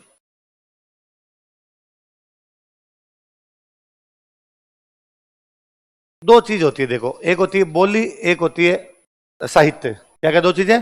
या भाषा का दो, एक भाषा और एक कौन सा? साहित्य। इन्होंने सबने अपने अपने रीजनल लैंग्वेज के अंदर उपदेश दिए। ढूंढाड़ी में, मेवाती में, वागड़ी में, ऐसे हमारी भाषा मजबूत हुई। जिस भाषा में जितनी अधिक बोलियां होगी उसमें उतने अधिक शब्द होंगे, जितने अधिक शब्द होंगे उतनी भाषा क्या हो जाएगी, मजबूत। तो राजस्थानी भाषा को मजबूत किया इन लोगों ने। मतलब आज भी हिंदी साहित्य भी जब पढ़ते हो तो उसके अंदर संत साहित्य अलग से पढ़ा जाता है। संत साहित्य तो देख लो हमारे संतों ने कितनी सारी किताबें लिखी। दूसरा, फिर इतनी सारी किताबें लिखी तो इससे हमारा लिटरेचर मजबूत होगा कमजोर होगा, देख लो। इन्होंने स्थानीय बोलियों में अपने उपदेश दिए थे। They imparted their teachings in vernacular dialects. इन्होंने स्थानीय बोलियों में अपने उपदेश दिए थे। They imparted their teachings in vernacular dialects.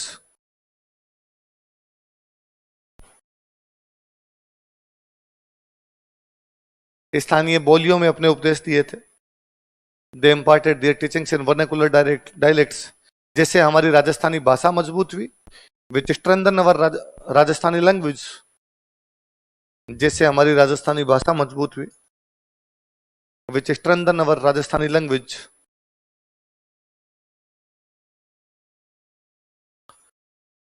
जैसे हमारी राजस्थानी भाषा मजबूत हुई, which strengthen our Rajasthani language. 2 number लिखो। इन्होंने अनेक ग्रंथों की रचना की थी। They wrote many text. इन्होंने अनेक ग्रंथों की रचना की थी। They wrote many text.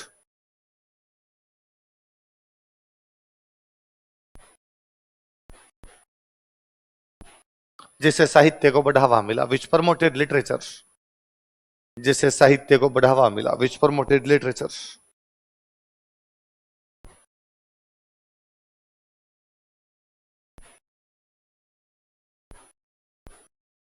जिससे साहित्य को बढ़ावा मिला। अगला लिखो, पर्यावरणीय योगदान, एनवायरमेंटल कंट्रीब्यूशन। पर्यावरणीय योगदान, एनवायरमेंटल कंट्रीब्यूशन।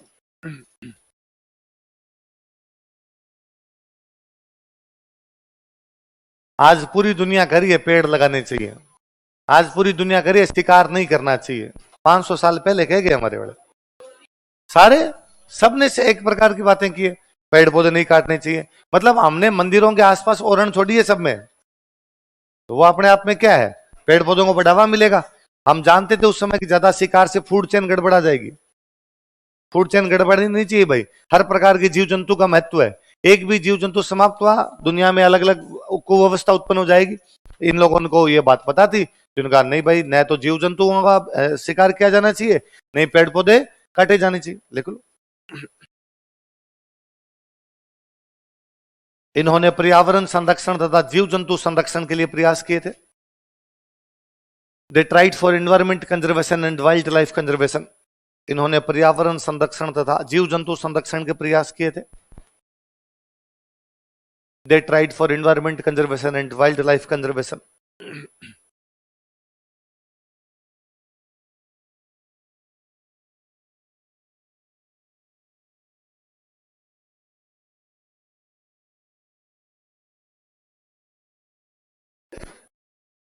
अगला लिख लो, कलात्मक योगदान, आर्टफुल कंट्रीब्यूशन। आर्ट में क्या कंट्रीब्यूशन था इनका? कलात्मक योगदान, आर्टफुल कंट्रीब्यूशन।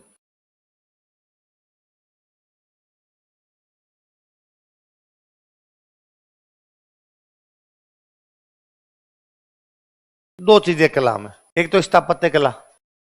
इनके अनुयायियों ने इनके जगह जगह मंदिर बनवाए, जगह जगह मंदिर बनवाए, जिससे हमारा आर्किटेक्चर मजबूत होगा, कमजोर होगा। आज भी मतलब अपने को जयपुर में कहे कि यार लो मुझे जयपुर घुमा दो, अपने कहेंगे मैं तेरे को बिड़ला मंदिर दिखाता हूँ, मोती डूंगरी दिखाता हूँ, तेरे को गोविंद देव जी दिखाता हूँ, तेरे को गलता जी लेके जाता हूँ। ये मंदिर किसके बनाए? इनके अनुयायियों के। ये हुए तो इनके अनुयायी इनके मंदिर बनाए, जिससे हमारे स्थापत्य कला क्या मिला? बढ़ावा। और सारे इनके मंदिरों में चित्र बने, पिछवाई, फड़, इससे हमारे किसको बढ़ावा मिला? चित्रकला को। लिख लो। इनके अनुयायियों ने अनेकों मंदिरों का निर्माण करवाया। Their disciples built many temples. इनके अनुयायियों ने अनेकों मंदिरों का निर्माण करवाया। Their disciples built many temples. इनके अनुयायियों ने अनेक मंदिरों का निर्माण करवाया। Their disciples built many temples.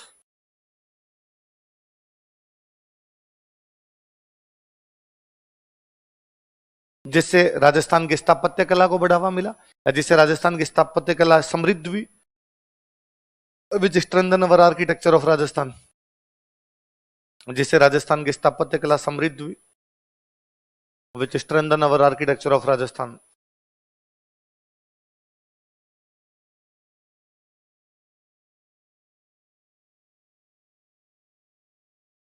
आगे लिखो। मंदिरों में देवी देवताओं से संबंधित चित्र बनाए गए थे। पेंटिंग्स रिलेटेड टू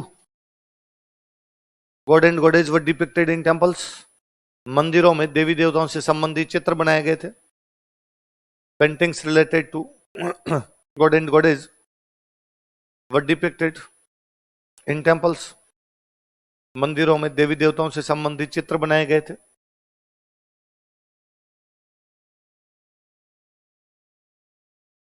जिससे हमारी चित्रकला को बढ़ावा मिला। विच प्रमोटेड अवर पेंटिंग्स या पेंटिंग स्कूल्स, जिससे हमारी चित्रकला को बढ़ावा मिला। विच प्रमोटेड अवर पेंटिंग स्कूल्स। जैसे पिछवाई फड़ लिख लो, ऐसा कुछ जैसे पिछवाई फड़।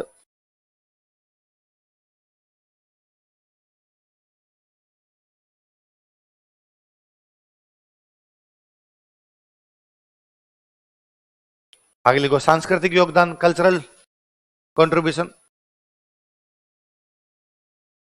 सांस्कृतिक योगदान, कल्चरल कंट्रीब्यूशन।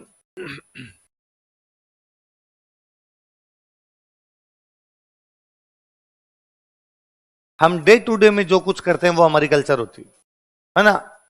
गीत, नृत्य, नाट्य, वाद्य यंत्र, ये सब हमारी किसका हिस्सा है? कल्चर। त्योहार, मेले, हम सबके इनके कोई ना कोई गीत है। हम पढ़ते हैं जीण माता का लोकगीत सबसे लंबा है ना। हम पढ़ते हैं कि किसान खेतों में हल चलाते समय, केला देवी के जाते समय, वल्लभ संप्रदाय के मंदिरों में हवेली गीत। कौन से गीत गाए जाते हैं? हम पढ़ते हैं कि रामदेव जी में की कामड़िया पंथ की महिलाएं, जसनादी संप्रदाय के पुरुष। हम पढ़ते हैं पाबू जी की फड़ गाते समय कौन सा वाद्य यंत्र? देवेंद्र जी की फड़ गाते समय कौन सा जंतर? पाबू जी के पवाड़े गाते समय, पाबू जी के पवाड़े अपने आप में गीत है। तो कितने सारे गीत बने, कितने सारे नृत्य बने, कितने सारे वाद्य यंत्र, ये अपने आप में लिखो। लिखो। इनके अनुयायियों द्वारा, डियर डिसाइपल्स,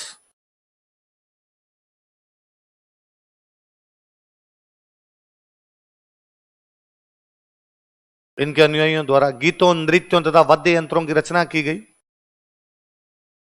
क्रिएट किए उन्होंने songs, dances and musical instruments. Created songs, dances and musical instruments. गीतों, नृत्यों तथा वाद्य यंत्रों की रचना की गई या वाद्य यंत्रों का विकास किया गया।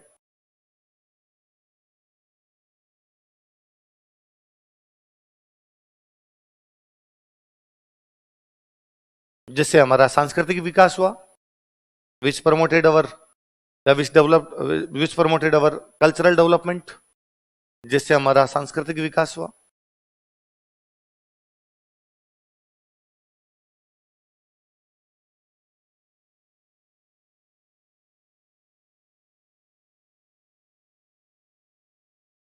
फिर इतने सारे मेले और त्योहार लगे। मेले और त्योहार और कुछ करे ना करे, सब लोग मिलजुल के मनाते हैं। सामाजिक समरसता बढ़ाते हैं। क्या बढ़ाते हैं? लिख लो। अगला लिखो। इनके मेले तथा त्योहारों ने, डियर फेयर्स एंड फेस्टिवल्स, इनके मेले तथा त्योहारों ने, डियर फेयर्स एंड फेस्टिवल्स, इनके मेले तथा त्योहारों ने सामाजिक समरसता को बढ़ावा दिया। Promoted social harmony. सामाजिक समरसता को बढ़ावा दिया। Promoted social harmony. सामाजिक समरसता, समरस, एक रस में रंग जाएंगे सब। सामाजिक समरसता को बढ़ावा दिया। Promoted social harmony.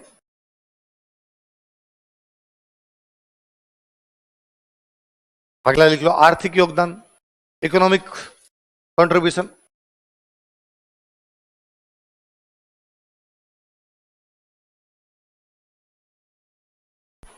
आर्थिक योगदान। जितने ज्यादा मेले उतना ज्यादा रेवेन्यू। है ना, इनडायरेक्टली तो योगदान ही है। इतने सारे मेले हुए तो होता है क्या मिला, रेवेन्यू। पशु मेलों मेरे पशुओं की खरीद बिक्री, ये सब ये रेवेन्यू को बढ़ावा दे, इकोनॉमिक गतिविधियां बढ़ेगी आपकी। मेले अपने आप इकोनॉमी को प्रमोट करते हैं, लिख लो। इनके मेलों के कारण ड्यू टू दियर फेयर्स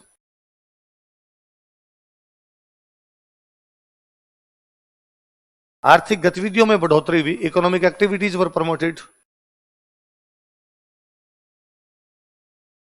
आर्थिक गतिविधियों में बढ़ोतरी हुई,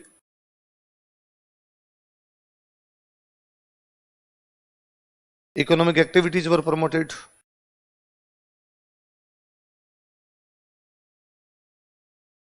इसी में दूसरा लिख लो, मेलों ने राजस्थान के पर्यटन को बढ़ावा दिया, टूरिज्म विकसित हुआ अपना। मेलों ने राजस्थान के पर्यटन को बढ़ावा दिया, fairs promoted tourism of Rajasthan. मेलों ने राजस्थान के पर्यटन को बढ़ावा दिया, fairs promoted tourism of Rajasthan. मेलों ने राजस्थान के पर्यटन को बढ़ावा दिया, ये होगा योगदान। आपने वो जो लिखे ये एक ही बात है, ऐसे ही कुछ लिखे होंगे आप, ऐसी कुछ बातें।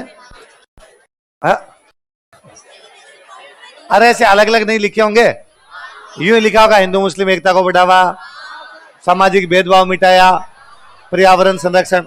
लिखे तो है, आपने बांट के पढ़ लिए। अब बांट के पढ़ लिए तो याद करने में आसानी रहती है। भाई हटा दो, आप आर्थिक क्रिया हटा दो, सीधे लिख लो। पर आपने अलग अलग पढ़ लिए तो थोड़ी आसानी रह जाती है पढ़ने में, याद करने में आसान रहेगी।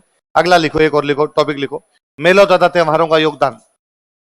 लास्ट पन्ने पे लिखो, पहले खुद लिखो 2 मिनट में, फिर मैं लिखवाऊंगा। मेले तथा त्योहारों का योगदान है,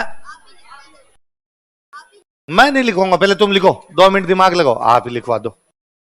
आपने दिमाग का यूज ही नहीं करना चाहते, क्या करोगे, कोरा कोरा दिमाग ऊपर ले जागे। मेलों तथा त्योहारों का योगदान, contribution of fairs and festivals, या मेले तथा त्योहारों का महत्व है, कुछ ही लिख लो ऐसा।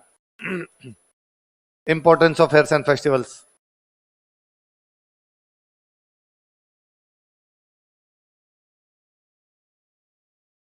अरे 2 तो मैंने लिखवाए हैं ऊपर, अभी महत्व है तो 2 तो लिख लो। बाकी लिखे जाए नहीं लिखे जाए।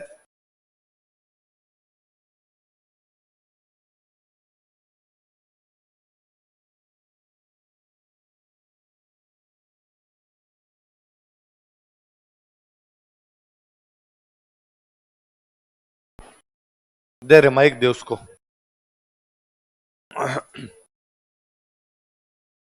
2 मिनट बैठ जा, माइक वाला है, बैठा रहे, क्यों वो बुछट करे अपने।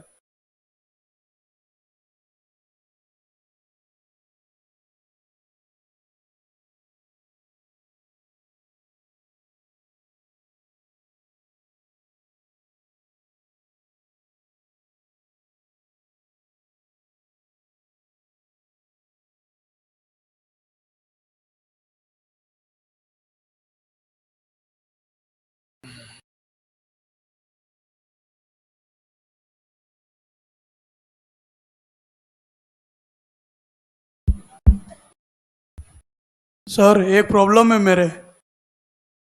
बता दे।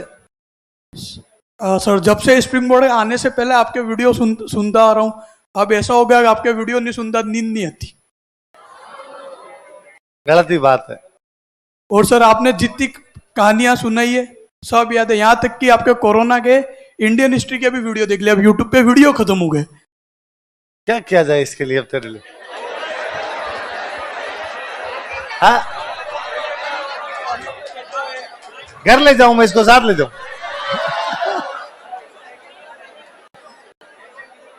ज्यादा जरूरी पढ़ाई है ना, अभी सारे वीडियो जो बाकी क्लासें भी देखनी पड़ेगी अपने को।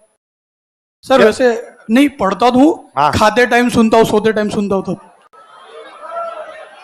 पर यार इस उम्र में तेरे को सोते टाइम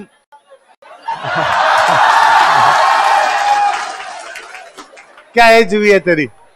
18 कंप्लीट हुई है। अरे यार इसमें तो तरंगे अलग ही प्रवाहित होनी चाहिए यार। क्या मेरे वीडियो सुनता रहता है, गलत बात है। हाँ? सर बताओ कुछ उपाय अब तो। उपाय बताऊं? चल मैं सोच के बताऊंगा तेरे को। हाँ हाँ, इसका मोबाइल तोड़ दिया जाए, फिर अगर मैं पागल हो जाऊंगा। हाँ हाँ, मैं लाइन टू लाइन। हाँ अच्छा, मैं अभी लगातार लिखवा रहा था, आपसे बात नहीं कर रहा था, इसलिए उसने थोड़ा आपको आराम दिलवाया है। अच्छा, ये आपकी स्ट्रेटेजी है? हे भगवान, मैं राजी हो रहा हूं। अच्छा, लोग मेरे फैन हो रहे, ये पता चला बावड़ी बना के क्लास वाले। छोटे छोटे टावर तुम मुझे बड़ा बनाते हो ऐसे, ध्यान रखूंगा मैं। तो तुम्हारे क्या हाथ दर्द करने लग गया यार? केवल तुम्हें अच्छा नहीं लगता ऐसी चीजें पढ़ना है? ये ऐसे ही लिखना भाई, योगदान इतने सारे, तुम्हें अच्छा नहीं लगता कि यार इतने पर्सपेक्टिव पता चले, इतनी अलग अलग चीजें पता चली तो है ना? अच्छा, तो आपको लगता है मैं नाराज इसलिए जल्दी जल्दी पढ़ा रहा हूं? जल्दी जल्दी कहां पढ़ाया मैंने? है जल्दी जल्दी पढ़ाता हूं ना ना यार। देखो मैं एक बात कहूं, आपकी क्लास कम से कम मेरी होती है 1.5 घंटे होती है भाई। मैं लगभग 20 के आसपास क्लास में तो 10 मिनट पूछता हूं, बाद में 1.5 घंटे तो पढ़ाता ही हूं। और आप तो अब तो कह रहे हो मैं बात भी नहीं करता, लगातार पढ़ाता हूं, यही है 1.5। आपके बाद वाली मेरी क्लास होती है ले दे के 40 मिनट, क्योंकि वो आजकल कह रखा है कि 12 बजे बैच छोड़ देने, है ना? तो आप आज तो आपको 11 बजे छोड़ेंगे, क्योंकि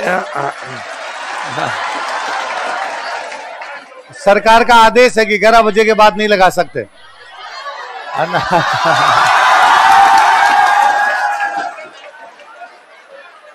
बोलो मुख्यमंत्री भजनलाल शर्मा जी की।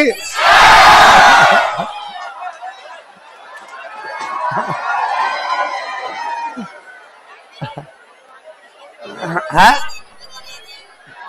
भाई, सरकार ने कहा तो यह है कि पूरा जून, पर मुझे ऐसा लगता है कि जैसे ही आपकी ये आ जाएगी बारिश, पर सरकार ने एक और कहा है, सरकार ने कहा है ऑफलाइन क्लास लगाओगे 11 बजे तक, बाद में लगाओगे इनकी ऑनलाइन।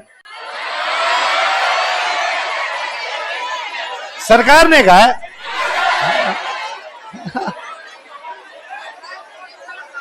अब इसमें ना ना है, और आपने भी जिंदाबाद का नारा और लगाया। नहीं, सरकार ने कहा है कि नन्हे मुन्ने बच्चे हैं, और यदि किसी की हीट वेव लग गई तो लेने के देने पड़ जाएंगे, इसलिए कहा 11 बजे तक तो पढ़ाओ क्लास में, और 11 बजे के बाद पढ़ाओ इनको ओनली।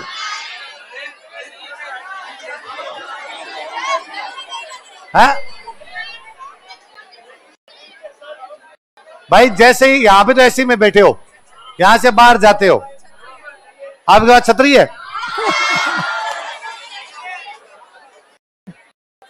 भाई मैं तो देखो इसमें क्या ही कर सकता हूं, सरकार जैसा कहेगी, सरकार राज है ना। तो देखो, यदि इस बात में तुम राजी हो कि 11 बजे छुट्टी हो,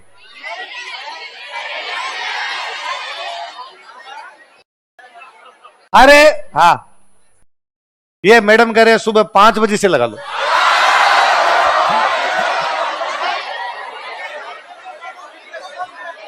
सुबह 4 बजे मैं वहां के मसलता हुआ लिखो रे देवता, फिर देवता की जगह देवी बोल जाऊंगा। हाँ, फिर पढ़ाई कैसे करेंगे अपने? तो शाम, हालांकि शाम वाले बैच का तो इंतजाम किया है कि शाम वाले बैच को तो अब 8 बजे तक लेंगे भाई। शाम वाले तो आजकल 7:45 बजे तक तो बाहर गर्मी रहती है, और कोई दिन भी उगा रहता है, सूरज भी डूबता नहीं है, ऐसा कुछ। तो शाम वाले तो वैसा किया जा सकता है, तो तुम्हारे वाले का ये कर लेंगे थोड़ा 6:30,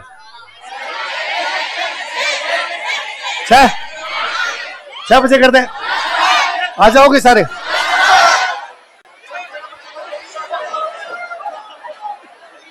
वो 2-4 करें सर, विद्याधर नगर से आते हैं। हाँ? अच्छा, तुम ऑनलाइन ले लो। तो क्या है, गुरु आज क्या महावीर 11 बजे छोड़ना है नहीं छोड़ना? छोड़ना है।